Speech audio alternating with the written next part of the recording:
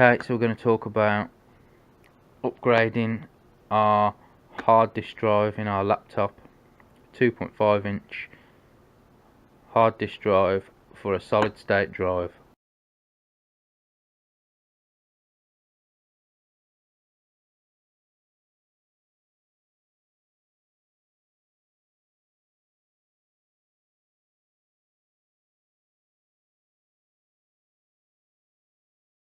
Okay, we take a look at the solid state drive. This one is only a 120 gigabyte drive. This particular laptop I'm only using for just some productivity work, some like office work and things like that. And a solid state drive will significantly speed up your response time of your laptop, even though it's not, you're not upgrading your processor and things like that. This still, the time things take to be took off the hard drive is a hell of a lot quicker than it is with a hard drive which has a platter that has to speed up and get up to speed and get read to and from a read-write head on an actuator arm that has to go and find the data and this, that and the other. But this is just basically RAM, similar to RAM, chips, memory chips. I'm trying to keep it layman terms so people can understand without me going into too much jargon. And it basically works. It's basically similar to a flash drive, how a flash drive works with the memory chips on there, but obviously it's a lot faster performing than that. These are still very expensive if you'd like to say cost per gigabyte compared to a hard drive. Hard drives are generally got more capacity and they're cheaper for that capacity. So if capacity is your mainstay, if you like, then you'd probably be better off sticking with the hard drive that you got in there, or even using this video as a guide to just changing your hard drive for a bigger hard drive, as it would basically be the same kind of thing. So things like 1 terabyte hard solid state drives and things like that do cost a lot of money. So most people don't do it on a desktop. What people tend to do is pair a solid state drive where they got their operating system and things like that on them as their main drive, so everything's quick and responsive. Then they'll pair a hard drive or more than one hard drive with that solid state drive, or a couple of if they've got more solid state drives along with it. They could do that theoretically if they want. I have on my desktop, I've got hard drives and solid state drives, plural, on there. And what generally they tend to do is they use the hard drives as storage, for their hard storage, for their files, for their videos, for their photos and things like that. So they're not taking up the small amounts that they have on their 120 gigabytes, the 250 gigabytes, 360s and things like that. The mainstream solid state drives that are available out there. You can tend to get good deals nowadays on 120 and 250 gigabyte hard drives, maybe even the earlier 80 gigabyte ones as well. You could probably pick up for next to nothing. Now I won't even use the full 120 on here because I'm only using it for things like Microsoft Office and Word processing. And this particular laptop, basically I'm using a laptop as a laptop. Obviously there'll be other things it'll be used for as well, like web surfing and the email and all that, but it's basically being used to just do a bit of college work for me at the minute, mature course that I'm doing at the minute for mature people. So basically we need to remove our screws. Like I say, they're a 2.5, they're built to a standard, exactly the same as the hard drives. 2.5 inch hard drive, remember that. if you can't remember 2.5-inch hard drive, then obviously a laptop, if you say to somebody at your parts shop or online that you might speak to over the phone when ordering, if you just say a laptop size, small laptop size hard drive, they'll know what you mean if you really do get stuck. Once we've removed the locking screws, obviously however it might pop off, it might in this case slide off and then just lift away. You can get to your hard drive and you can see our hard drive in there.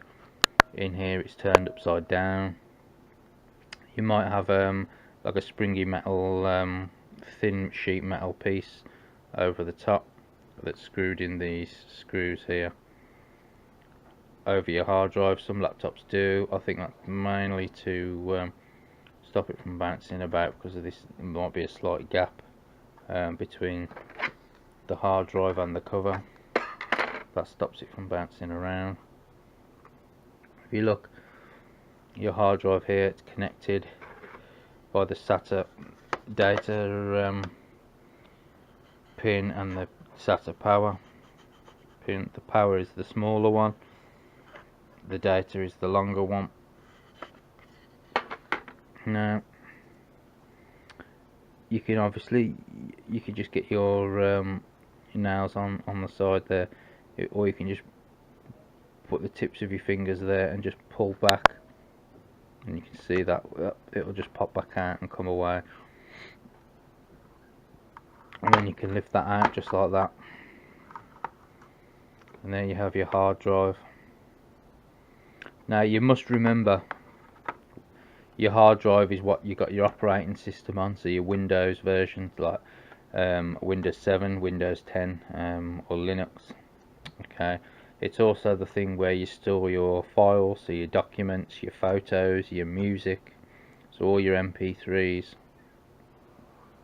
Okay, any games or anything like that you've got stored on the hard drive, they're all on here. So before you take that out, if you want to put anything on a blank DVD or CD that you, or a flash drive or a flash USB stick that you want to back up to, that you want to put on your on the new drive that you want to keep on the laptop, that's what you'll have to do beforehand. There is a way around it. If you see these are USB 2 caddies. These are a real simple USB 2 caddy for a 2.5-inch drive size. You can see there that it's an aluminium anodized aluminium case that just prizes open. If you do that, you can take the top off. They just stick over the top, and inside you can see the same SATA connection that lifts up just ever so slightly, so it'll angle in like if you're changing your RAM. Not much though on this, it's not much, it's just a slight lift up. Just flip the thing across the room. There we go. It's not much, it's just a slight lift up. There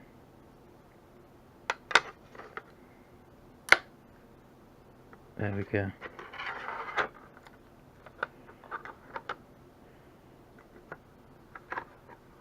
And then if we take our hard drive and we line up the so there, you can just push it in, similar to how we will now on here. Push that in like that, push that down,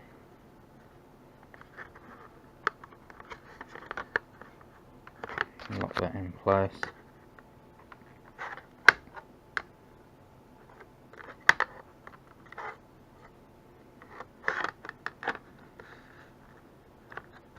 I have to make sure, because the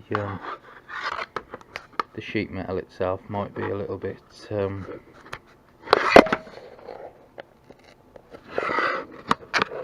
we go, a little bit of prizing on that.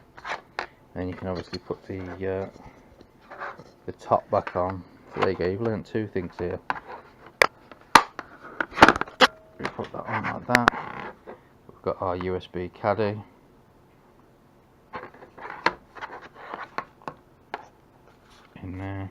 we just plug that in micro USB,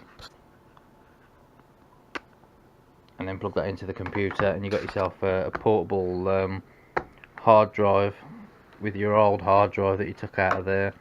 So you've got yourself a bonus there.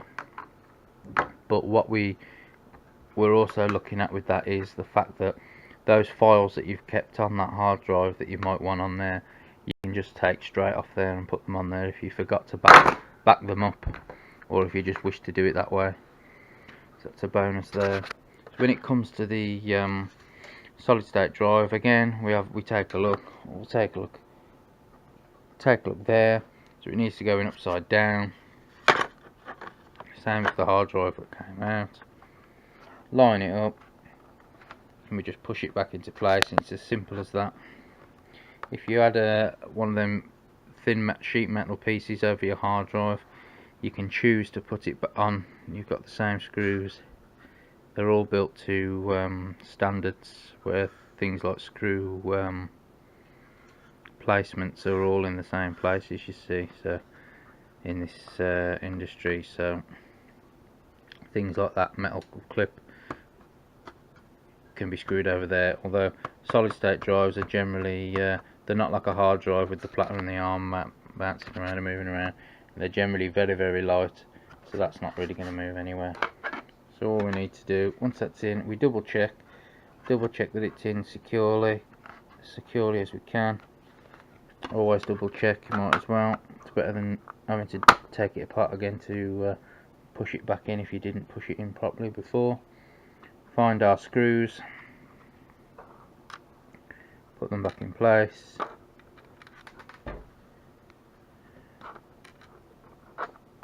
and screw them back down.